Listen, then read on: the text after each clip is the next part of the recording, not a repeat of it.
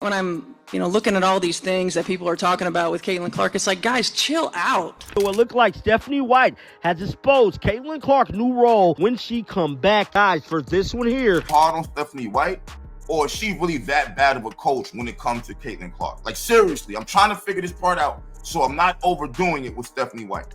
The WNBA's Golden Girl just got thrown under the bus by the one person supposed to protect her.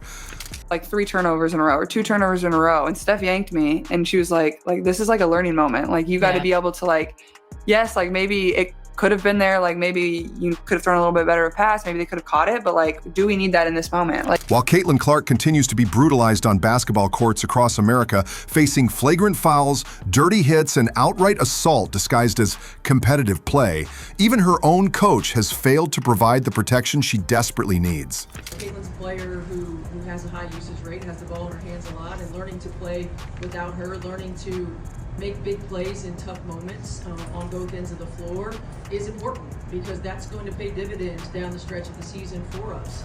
Like Kelsey said, it's not going to be your day every day.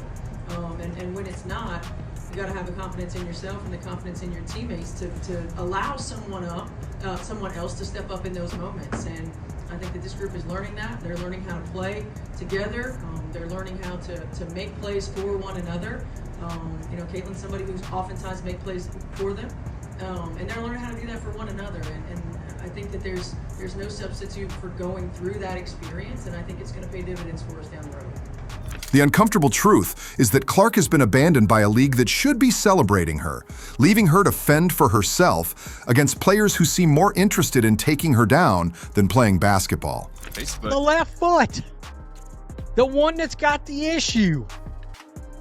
She got stepped on. The evidence is overwhelming, documented, and impossible to ignore. Clark hasn't just faced normal rookie treatment. She's been systematically targeted in ways that would have ended careers in any other professional sport.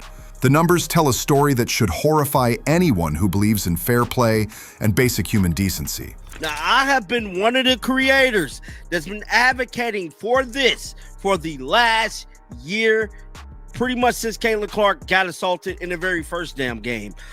We done seen countless attacks on Caitlin Clark. In her rookie 2024 season alone, Clark was the victim of 5 flagrant fouls. 5. To put that in perspective, most players go entire seasons without receiving a single flagrant foul. But here's where it gets truly disturbing. 4 of those 5 flagrants came from players on Angel Reese's Chicago Sky. 4 flagrant fouls from one team against one player in just 4 meetings. That's not basketball. That's coordinated harassment.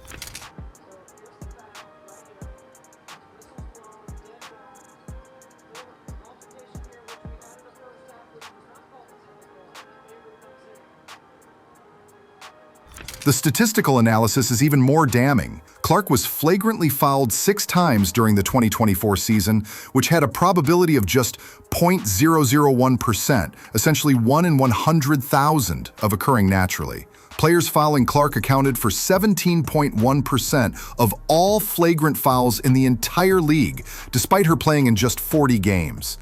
This isn't coincidence. This isn't tough defense. This is systematic targeting of the league's most valuable player. The most infamous incident came on June 1st, 2024, when Chicago Sky guard Kennedy Carter delivered a vicious hip check to Clark during an away-from-the-play situation. Carter blindsided Clark, sending her crashing to the ground while seemingly mouthing, "You bitch." Do you have any regrets on how it happened and everything that's happened since then? I don't have any regrets with anything. I'm going to compete and play 100% hard no matter who it is, like I said, or who we're playing. No, I don't have any regrets. The hit was so egregious that even the WNBA had to retroactively upgrade it to a flagrant 1, while Angel Reese celebrated from the bench like she just witnessed a highlight play. But that was just the beginning of Clark's nightmare treatment. Diamond DeShields shoulder checked her. Angel Reese's basketball play resulted in an elbow to Clark's head during a block attempt. Marina Mabry body checked her to the ground during a scuffle. J.C. Sheldon poked her in the eye, causing Clark to leave a game in tears with a re-aggravated groin injury. Each incident followed the same pattern. Aggressive contact that crossed the line, officials who seemed reluctant to protect the league's biggest star, and veteran players who acted like Clark's presence was a personal insult to their existence. The jealousy was impossible to hide. Shannon Sharp called it out directly, saying WNBA veterans were mad because that corn-fed Iowa girl busting y'all ass. Charles Barkley blasted the petty, jealous players who were letting their resentment override their professionalism. Austin Rivers pointed out the obvious. Clark brought attention and money to a league that had been losing both for years. And instead of showing gratitude, veterans were targeting her with hatred. She controls the game and play makes and gets everybody involved, but also, the step backs in her shot.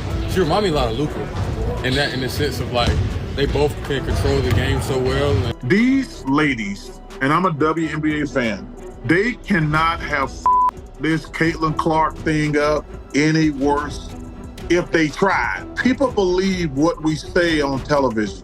Just because people don't like you or your personality, they can't get on TV and slander you. It's just total bullshit. Even basketball legend Nancy Lieberman had to implore WNBA players to embrace Clark instead of trying to destroy her, pointing out that she was the cash cow driving the league's unprecedented growth. I don't agree with Jeff Teague, who I read something today said that, Caitlin Clark, well, she's just a good player. She's not a great player. Jeff. He said that? She good, but she not that good. I love you. You weren't a great player. Wait. Okay? You were serviceable. I know you made the All-Star team one time. Whoa. I'm sorry. If we're going to... if we're going to be honest, I'm happy for your career. We won't out. Jeff, my guy. But you tripping. Caitlin's great. She is great. The fact that legends of the game had to publicly beg active players to stop targeting Clark reveals just how toxic the environment had become. Throughout this systematic abuse, where was Coach Stephanie White? The woman whose job it was to protect her star player seemed more concerned with political correctness than player safety. When asked about the constant physicality Clark faced, White's response was pathetically weak. I'm not exactly sure why, but it just is what it is. Just is what it is? That's the best defense she could muster for the player single-handedly carrying her franchise and the entire league? White's job was to go to war for Clark, to demand better officiating, to call out the targeting publicly and forcefully. Instead, she offered lukewarm observations and told Clark she needed to adjust and use it against them. So attention to detail, in forcing the shots that we want them to shoot. I think we can also learn from it offensively in how the ball continues to move, how it doesn't get stuck, how they do make you work, till the end of the shot clock oftentimes. So I think we can take something that way. I feel like offensively in these last two games, the most damning example of White's failure came during the Connecticut Sun game when J.C. Sheldon poked Clark in the eye and Marina Mabry body slammed her to the ground. Clark was forced to sit on the bench in tears, clearly re-injured and devastated. And what was White's response? She stayed neutral on the controversy, refusing to forcefully defend her injured star player. Fans were outraged, with comments flooding social media saying, "That's weak sauce. She and the team need to be going to war with this league." And her coach has to continue to call out the physicality in every post-conference, or nothing will change for her players. When I'm, looking at all these things that people are talking about with Caitlin Clark, it's like, guys, chill out. Like, she's gonna be fine. Like, it's 2 games in. Are you kidding me? She's a student of the game. She got better every year.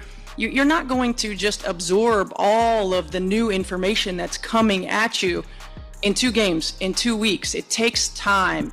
And she will. I have no doubt about it. She's a student of the game. She continues to get better.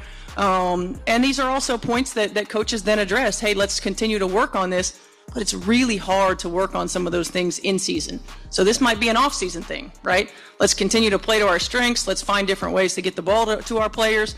And then when we get time in the offseason, then we'll work on that next step or that next level. White's cowardice was on full display. When Clark needed her coach to step up and demand accountability, White chose diplomacy over protection. She spoke about the need for Clark to learn to adjust to the physicality instead of demanding that the league protect its most valuable asset from obvious targeting. The betrayal got worse. When White did finally speak up about officiating, it was only after she'd been fined multiple times for her comments. She criticized the refs for their egregious calls and complained about a -31 free throw discrepancy, but her tone suggested resignation rather than righteous anger. I think it was pretty obvious that stuff was brewing, right? When the officials don't get control of the ball game, when they allow that stuff to happen, and it's been happening all season long. All season long. It's not just this game, it's been happening all season long. This wasn't a coach fighting for her player. This was someone going through the motions. Even more telling was White's admission that she had to ask reporters, "Are you trying to get me fined again?" when questioned about Clark's treatment. The fact that she was more worried about league discipline than her players' safety revealed everything about her misplaced priorities. White's failure to protect Clark reached its nadir when she publicly stated that Clark and the Fever struggled with personnel and had poor attention to detail after Clark returned from injury. Instead of acknowledging that her star player was battling through constant physical and mental abuse, White criticized Clark's execution of game plans. The message was clear: Clark was on her own. The most infuriating moment came when Clark had to physically restrain White from getting a technical foul during a game against Dallas. There was Clark, the victim of systematic targeting, having to protect her coach from herself while White barked at officials. The optics were devastating. The player being brutalized was more composed and professional than the coach paid to lead and protect her. The pattern was established early and never wavered. Diana Taurasi made dismissive comments about Clark's transition to professional basketball, setting the tone for veteran disrespect. Players like Skylar Diggins-Smith were caught on camera deliberately bumping into Clark during timeouts. The targeting was so obvious that even casual observers could see what was happening. Dejounte Carrington's eye poke during the playoffs epitomized the problem. Whether intentional or not, the contact came during another physical confrontation where Clark was surrounded by opposing players looking for any excuse to escalate. When questioned about the incident, Carrington's teammate DeWanna Bonner confronted the journalist asking the questions, saying, "You disrespected my teammate for simply trying to get Carrington's side of the story." The message was unmistakable. Asking Clark's opponents to explain their actions was somehow disrespectful, but actually committing those actions against Clark was just competitive basketball. The failure extended beyond individual coaches and players to the league office itself. Commissioner Kathy Engelbert's weak responses to Clark's treatment were embarrassing. Instead of acknowledging the obvious targeting and implementing stronger protections, the league seemed more concerned with not appearing to give Clark special treatment than with ensuring she could play safely. Officials consistently failed to protect Clark from obvious targeting. Technical fouls were handed out to Clark for reacting to being hit in the face, while her attackers received lesser punishments or no punishment at all. The disparity in officiating became so obvious that even media members who typically avoid controversy were forced to comment on it. The hypocrisy was staggering.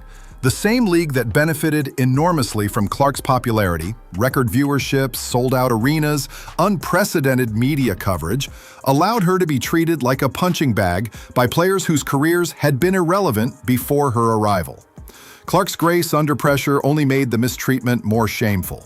She consistently took the high road, deflecting questions about targeting and focusing on basketball. When asked about flagrant fouls against her, she called them basketball plays. When veterans criticized her, she praised the competition level. When officials missed obvious calls, she kept playing.